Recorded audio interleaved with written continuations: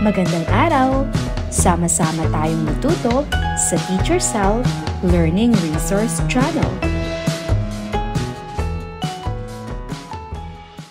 Revised K-12 Curriculum, GMRC 3, Quarter 2, Week 7. Ang ating paksa ay mga mabuting kaugalian ng pamilyang Pilipino sa rehiyong kinabibilangan.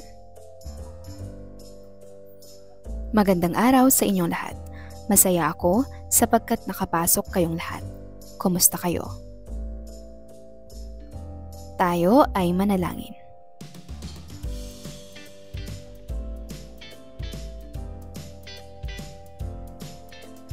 Bago tayo magsimula, ating tandaan at laging sundin ang ating alituntuning pangklase.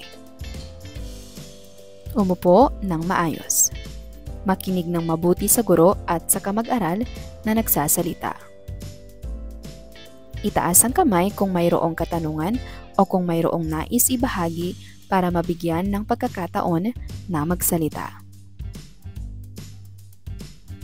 Kalabitin ang katabi kung nagsasalita ng hindi pa tinatawag. Bago tayo magsimula sa aralin, tayo ay umawit at umindak. Narito ang pamagat ng kanta. Magandang asal, Sitsiritsit Alibangbang, Pinoy Becky Channel PH, Tagalog Song for Kids, Awiting Pambata. Narito naman ang liriko ng kanta.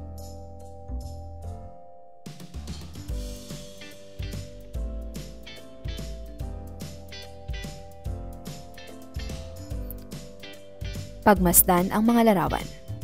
Ang unang larawan ay masayang tumatanggap ng bisita. Sa sumunod na larawan, ito naman ay nagpapakita ng bayanihan. Ang pangatlong larawan ay nagpapakita ng pagdarasal bago matulog. Ikaapat na larawan. Ito naman ay nagpapakita ng pagmamano. Ano ang pagkakapareho sa ipinakikitang mga larawan? Bakit mahalagang gawin ang mga ito ng pamilya? Anong magandang pag-uugali ang ipinapakita sa awitin? Kanino natin unang natutuhan ang magandang asal at ugali? Paano nasasalamin sa ating rehiyon ang mga kaugalian? Para sa layunin ng ating aralin, ginagawa nyo rin ba ang mga nasa larawan? Sa tingin ba ninyo, ito ay halimbawa ng kabutihang asal? Sa araw na ito, kayo ay inaasahan na makilala ang mabuting kaugalian ng pamilyang Pilipino. Maipahayag na ang mabuting kaugalian ng pamilyang Pilipino ay dapat panatilihin para sa paglinang ng pagiging masunurin, obedient o obedience. Ating alamin ang mga ibig sabihin ng mga sumusunod na salita. Tarangkahan. Gate o malaking pinto na bahagi ng bakuran. Kaugalian.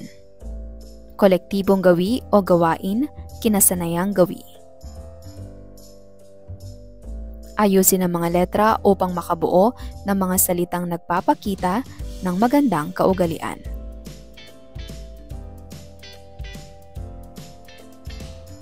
Tama, ito ay pagdarasal.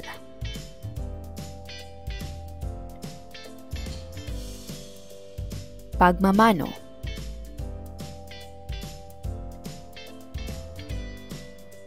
Paggalang.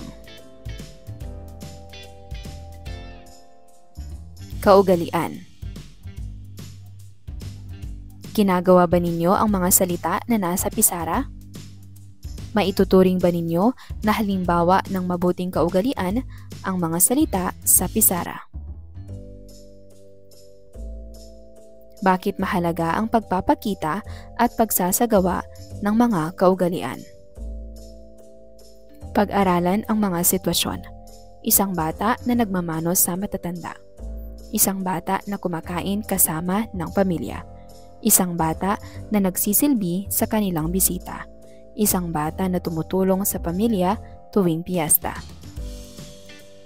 Sagutin ang mga tanong. Ano ang ipinapakita ng bawat sitwasyon? Paano nito ipinapakita ang mabuting kaugaliang isinasagawa ng pamilya? Mahalaga ang kabutihang asal na malinang sa pamilya sapagkat ito ang magiging daan para sa mabuting pakikitungo sa kapwa. Ang mabuting kaugalian ay makikita sa pagsunod sa mga tuntunin ng pamayanan na nakabubuti para sa kapwa. Ang pagmamano sa matatanda ay halimbawa ng pagbibigay ng paggalang sa kanilang presensya at autoridad. Kaya kung alam nating tama, kailangan nating silang sundin. Ang pagsasama-sama ng pamilya sa hapagkainan ay halimbawa ng pagbibigay galang sa grasya ng Panginoon. Binibigyang halaga nito ang mga biyaya na natatanggap ng pamilya.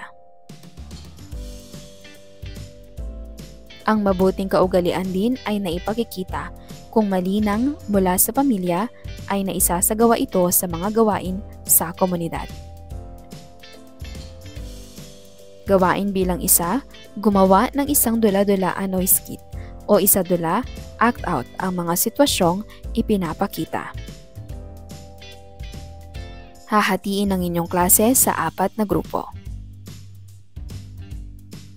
Ang dula-dulaan, skit o munting pagsasadula ay kailangang nagpapakita ng paraan kung paano nyo gagawin ang sumusunod. Masayang tumatanggap ng bisita. Pagmamano. Pagbabayanihan. Nagdarasal bago matulog. Bakit kailangan nyong panatilihin ang mga ganitong kaugalian? Ano ang iyong gagawin para manatili ang kaugaliang ito sa inyong pamilya?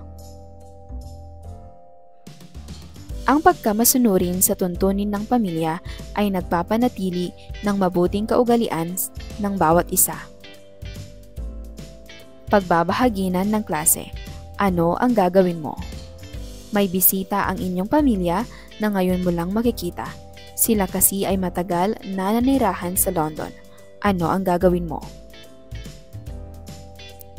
Makilahok o makipagtulungan sa paghahanda ng pamilya para sa pagpapatuloy o pagtanggap ng pamilya sa kanilang kaibigang pamilya. Bibisita kayo ng inyong pamilya sa bahay ng inyong lolo at lola sa Batangas. Matapos ang mahabang biyahe, sinalubong kayo ng inyong lolo at lola sa tarangkahan ng bahay. Ano ang gagawin mo? Magmamano sa lolo at lola. Iaabot ang pasalubong kung naghanda ang pamilya.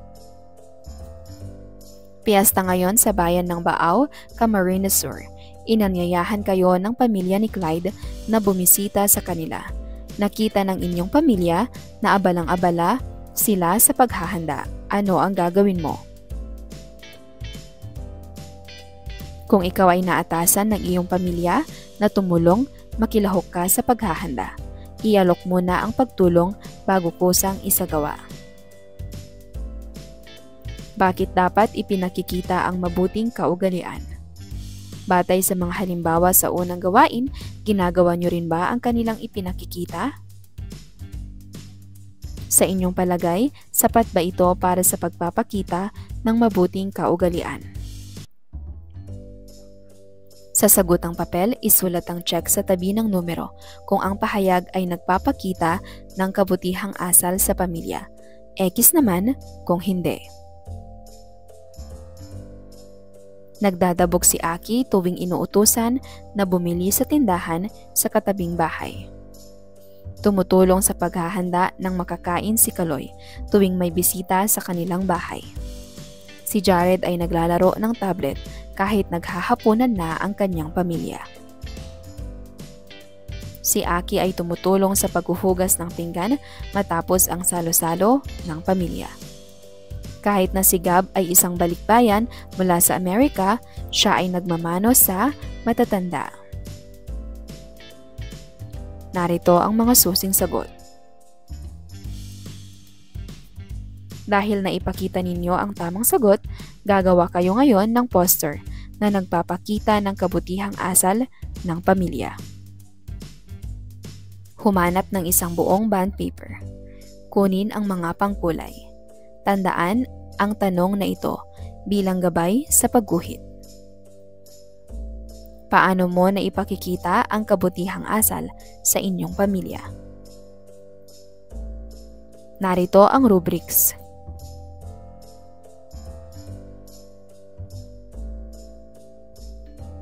Para sa ikalawang araw. Magandang araw sa inyong lahat. Masaya ako sapagkat nakapasok kayong lahat. Tayo ay manalangin.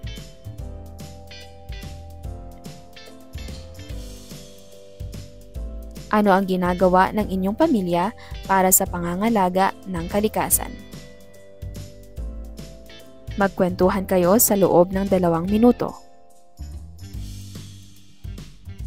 Tingnan ang mga larawan, pagsha-shopping sa mall. Tumutulong sa aktibidad ng barangay. Nagdarasal ng sama-sama.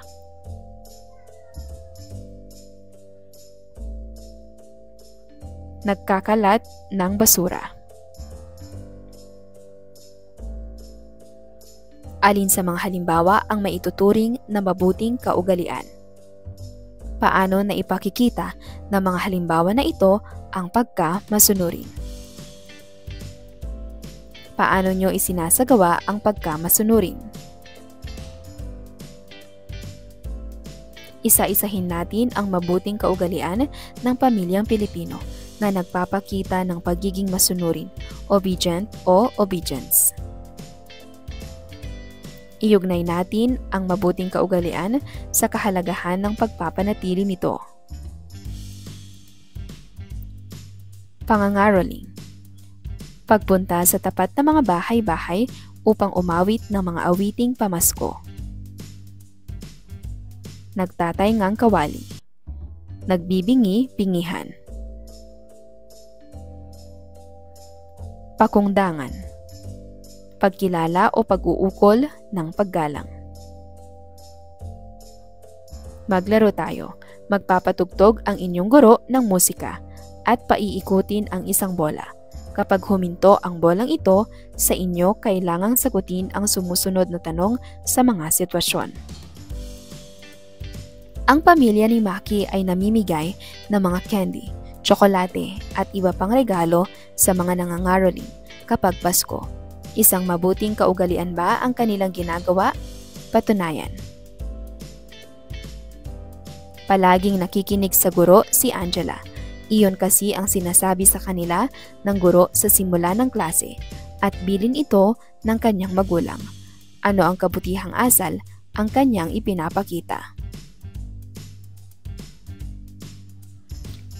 Si Jiancy ay nagtatay ng kawali kapag pinagsasabihan tungkol sa kanyang mga mali. Ipinakikita ba niya ang pagkamasunurin? Ipaliwanag. Basahin natin ang kwento na may pamagat, si Maki Masunurin. Kilala si Maki sa kanilang eskwelahan bilang batang masunurin. Tulungan mo naman ako sa pagbuhat ng libro, pakiusap ni Miss San Gabriel kay Maki. Agad namang pupunta si Maki sa kanya at tutulungan siya na magbuhat ng libro. Pakibura naman ang nakasulat sa pisara. Utos naman ni Mr. Andres. Agad rin namang tatayo si Maki para burahin ang nasa pisara.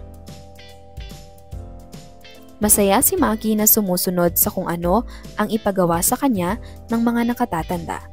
Kaya lang minsan, ito ang inaabuso ng kanyang mga kaklase. Itapon mo nga itong kalat ko, sabi ng kaklase niyang si Tolly, na walang pakundangang tinapon sa sahig ang balat ng candy. Linisin mo nga ito, Utos naman ni Cedric matapos itumba ang basurahan sa classroom. O diba, masunurin ka naman, sabi ni Ma'am at Sir. Gawin mo na lahat ng assignment namin. Malakas na sabi ni Trahan. Nalulungkot ngayon si Maki. Gusto lang naman niyang makatulong kaya siya sumusunod sa mga utos ng matatanda. Pero dapat din ba ay sumunod siya sa gusto ng mga kaklase? Kinaumagahan, napansin ng guro na nagdidikit ng mga slogan si Maki.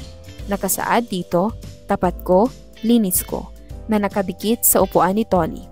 Huwag itumba ang basurahan, na nakadikit malapit sa kinauupuan ni Cedric. Tinanong ng guro si Maki, bakit siya naglalagay nito?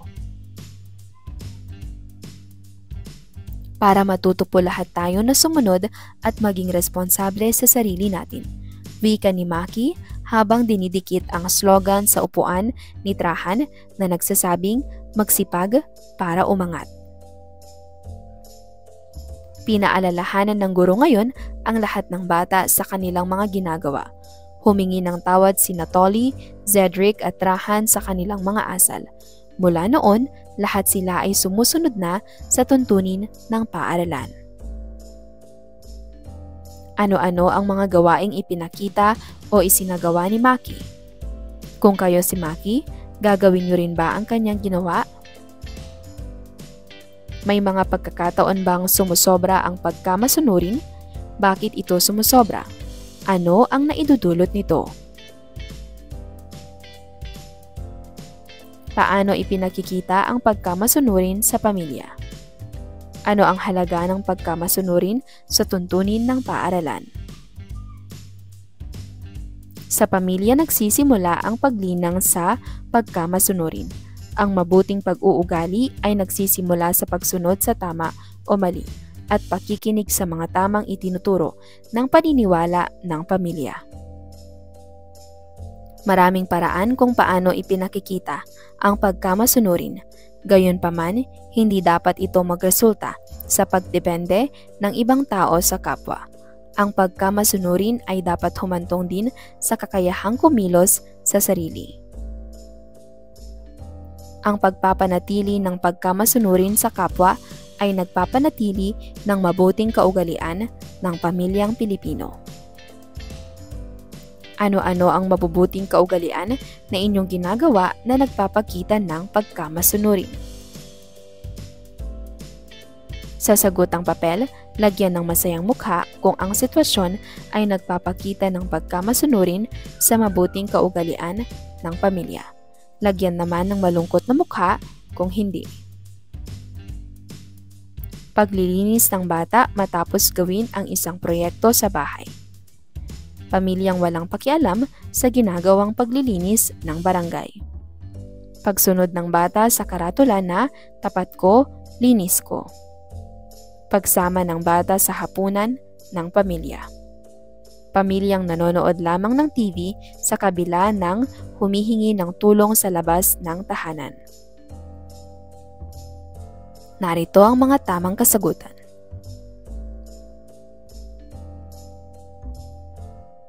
Batay sa mga sitwasyon na ating tinalakay ngayong araw, alin ang sa tingin mong pinakamahalagang mabuting kaugalian ng inyong pamilya? Isulat sa sagutang papel ang akmang salita na nasa loob ng panaklong. Ang pagkamasunurin ay naipakikita sa mabuting, masamang pakikitungo sa kapwa-tao. Mabuting. Ang kabutihang asal, kawalan ng pakialam, ay dapat iwasan dahil dito nagsisimula ang kawalan ng paggalang sa kapwa. Kawalan ng pakialam. Magbigay galang, magsawalang bahala sa matatanda sapagkat sila ang dapat na maging modelo ng kabutihang asal na sinusunod ng isang bata. Magbigay galang. Ang pagsama, pag-iwas sa hapagkainan ay nagpapakita ng pagiging masunurin kapag tinawag para kumain. Pagsama. Hinuhubog ang pagiging responsable sa pagsasagawa, pagsasawalang bahala ng takdang aralin pagkatapos ipaalala ng magulang. Pagsasagawa. Dahil naipakita ninyo ang tamang sagot, gumawa kayo ng isang slogan na nagpapakita ng kahalagahan ng pagkamasunurin bilang halimbawa ng mabuting kaugalian ng pamilya. Humanap ng isang buong bond paper. Kunin ang mga pangkulay. Isulat ang naisip ninyong slogan. Halimbawa, maging magalang para makatanggap ng maraming pagpapala. Narito ang rubrics.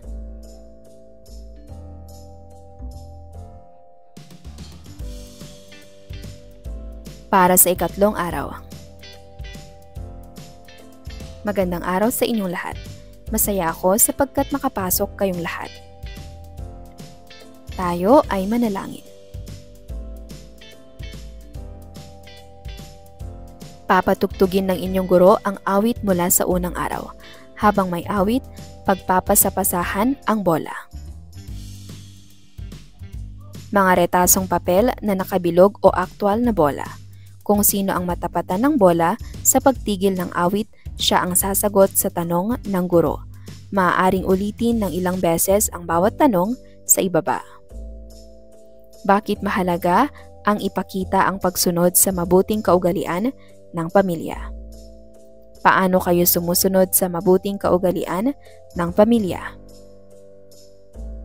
Hatiin ang inyong klase sa 4 na grupo. Gumawa ng buhay na larawan o tableau. Paint me a picture na gumagaya ng mga sumusunod na sitwasyon.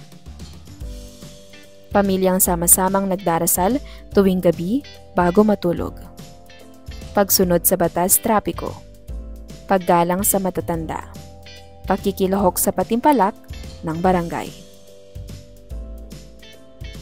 Paano kayo nagpapakita ng mabuting kaugalian sa inyong pamilya?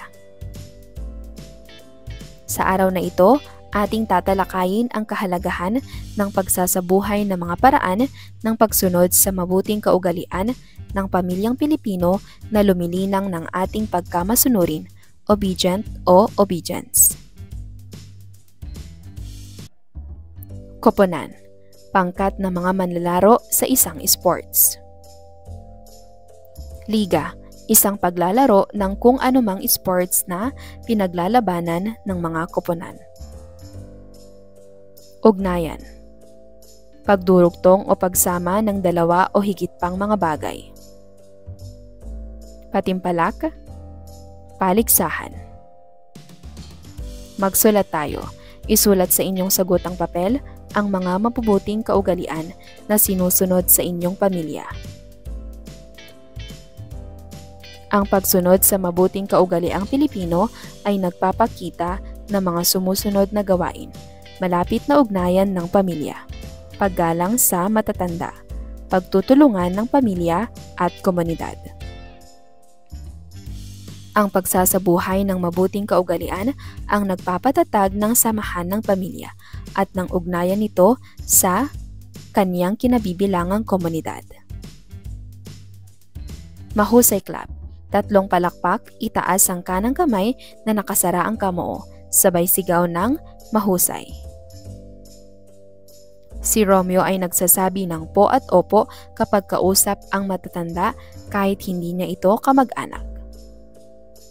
Mahusay. Pagsama ng pamilya sa pagtutulungan ng barangay para sa mga pagdiriwang, idinadaos sa barangay. Mahusay. Imbes na sumama sa paghahanda ng barangay para sa kanilang piyesta, ang pamilya Boltron ay nagbakasyon na lamang sa ibang bansa. Mahusay. Paano kayo nagpapakita ng pagkamasunurin sa mabuting kaugalian ng pamilya? Bakit mahalaga na panatilihin sa pamilya ang mabuting kaugalian? Tingnan ang mga poster. sama-samang pagdarasal ng pamilya, pakikisama ng pamilya sa kapitbahay, pagsunod ng pamilya sa batas ng barangay, mabuting pakikipagkaibigan ng mga bata mula sa magkaibang pamilya. Paano pinakikita ng mga poster o larawan ang pagkamasunurin sa mabuting kaugalian ng pamilya? Kung kayo ay mabibigyan ng pagkakataong lumahok sa mga ito, ano ang inyong gagawin? Bakit sa tingin nyo importante ang pagpapanatili ng mabuting kaugalian sa pamilya? Pagbabahaginan sa klase, ano ang gagawin mo? May mga sitwasyon akong babanggitin kung saan hihingiin ang inyong mga tugon, kung ano ang gagawin mo.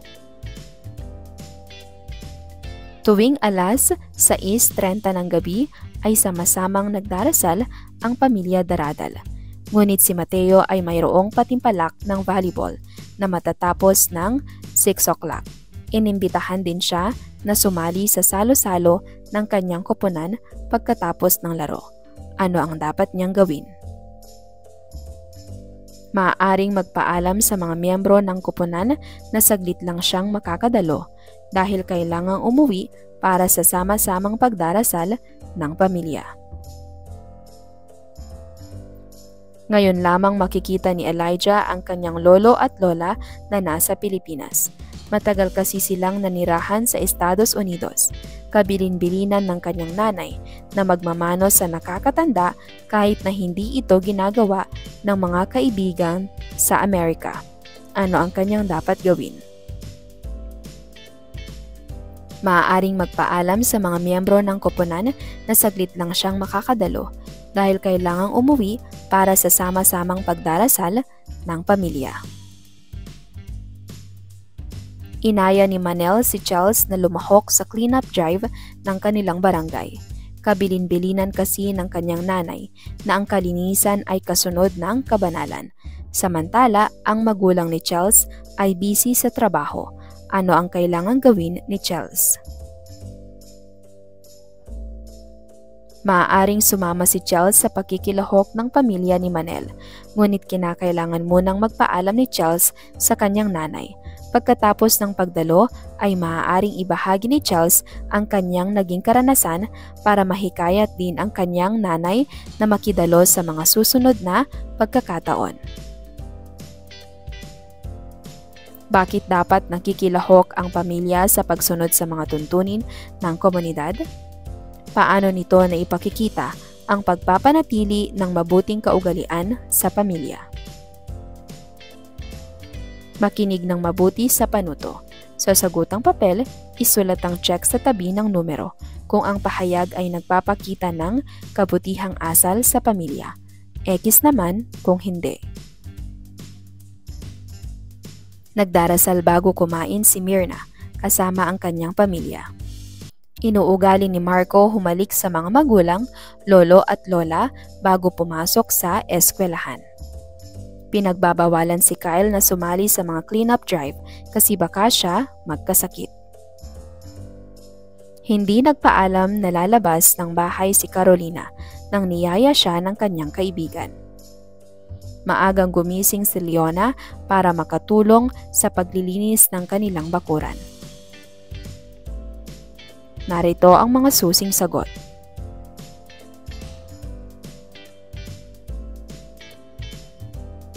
Dahil naipakita ninyo ang tamang sagot, mag-isip ng isang pangako na nagpapahayag ng pagsunod sa mabuting kaugalian ng pamilya. Humanap ng isang buong bond paper. Kunin ang mga pangkulay. Isulat ang iyong pangako. Gawing halimbawa ito. Ako si Patlang. Nangangako na pananatilihin ang pagsunod sa mabuting kaugalian ng aking pamilya sa pamamagitan ng paggawa ng sumusunod na aktibidad. Ilista ang mga aktibidad hanggang 5. Gabayan nawa ako ng Panginoon. Para sa ika-4 na araw. Magandang araw sa inyong lahat. Kumusta kayo? Tayo ay manalangin.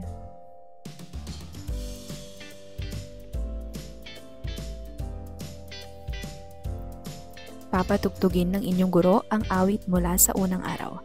Habang may awit, pagpapasapasahan ang bola. Kung sino ang matapatan ng bola sa pagtigil ng awit, siya ang sasagot sa tanong ng guro. Bakit mahalaga ang pagpapanatili ng mabuting kaugalian sa pamilya? Paano nyo pinanatili ang pagsunod sa mabuting kaugalian ng pamilya? Paano ipinakikita ng inyong mga karanasan ang pagiging masunurin? Paano nito pinanatili ang mabuting kaugalian ng pamilya?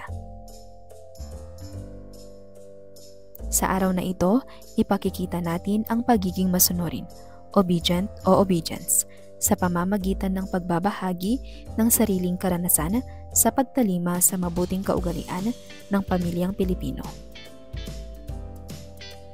Kailangan ding mapangatwiranan na ang mabuting kaugaliang Pilipino ay naglilinang ng pagiging masunurin, obedience, kaya't dapat itong panatilihin. Basahin ang mga aktibidad: katapatan sa sariling salita, pagka-makadiyos, pagiging magiliw sa bisita, pagtutulungan sa komunidad. Paano ipinakikita ng mga aktibidad na ito ang mabuting kaugalian ng isang pamilyang Pilipino? Bakit mahalagang panatilihin ang pagsunod sa mga kaugalian ng pamilya sa ating rehiyong kinabibilangan?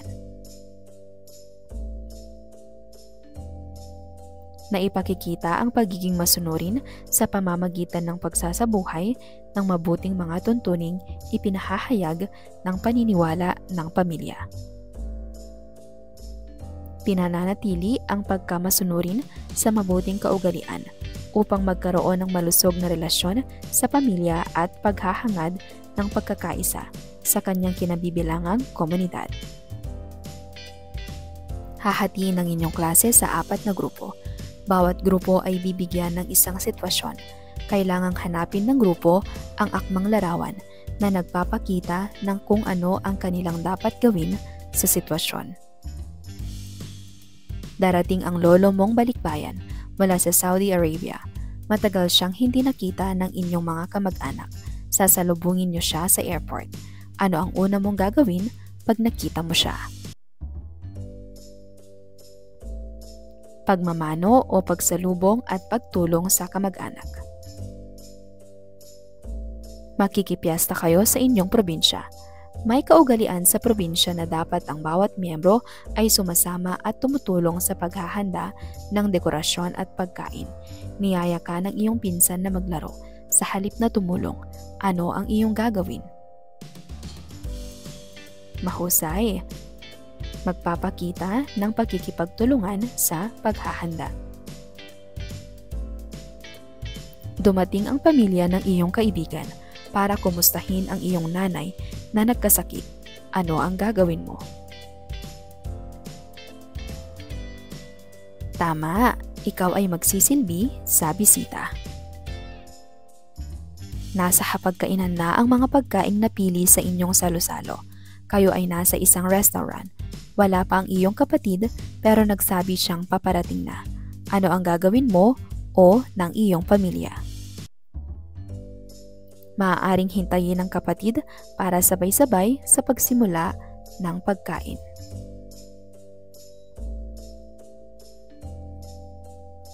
Bakit mahalaga na ipakita ang pagkamasunurin sa kaugalian ng pamilya? Ano ang naidudulot ng pagsunod sa mabuting kaugalian? Bakit dapat na mapanatili ang mabuting kaugalian ng pamilyang Pilipino? Bilang bahagi ng pamilya, dapat na matutong sumunod ang miyembro nito sa mabubuting tuntunin ng inyong paniniwala at ng kanyang lipunan. Ang pagiging masunurin at ang pagsasagawa ng mga mabuting kaugalian ay nagpapatatag ng samahan ng pamilya at ng komunidad. Pinananatili ang pagsunod sa mabuting kaugalian upang maisabuhay ito at magsilbing mabuting ehemplo sa kapwa. Gumawa ng poster patungkol sa pagpapanatili ng mabuting kaugalian sa loob ng pamilya.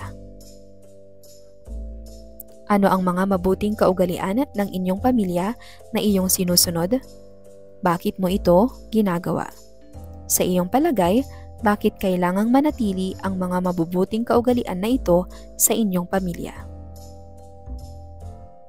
Bakit dapat panatilihin ang mabuting pag-uugali? Paano kayo susunod sa mabubuting kaugalian ng inyong pamilya? Sa sagutang papel, isulat ang titik J kung ang pahayag ay nagpapakita ng pagpapanatili ng pagsunod sa mabuting kaugalian. Isulat naman ang titik L kung hindi. Sumusunod si Lucio sa sinasabi ng kanyang lolo at lola na magbigay galang sa matatanda. Sumasagot ng pabalang si Virgilio sa kanyang guro kapag pinagsasabihan sa maling ginawa. Palaging nagmamano si Claire sa nakatatanda kahit bagong kakilala lamang niya ito. Nagmaktol si Z nang utusan siyang magbihis pagkatapos maglaro sa labas. Masayang lumapit sa hapagkainan si Yuna nang tawagin siya para kumain. Narito ang mga susing sagot.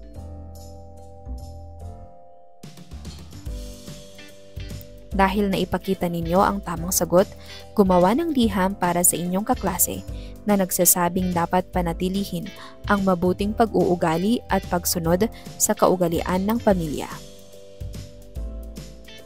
Humanap ng isang buong bond paper. Kunin ang mga panulat. Isulat ang inyong liham. Gayahin ang ganitong format.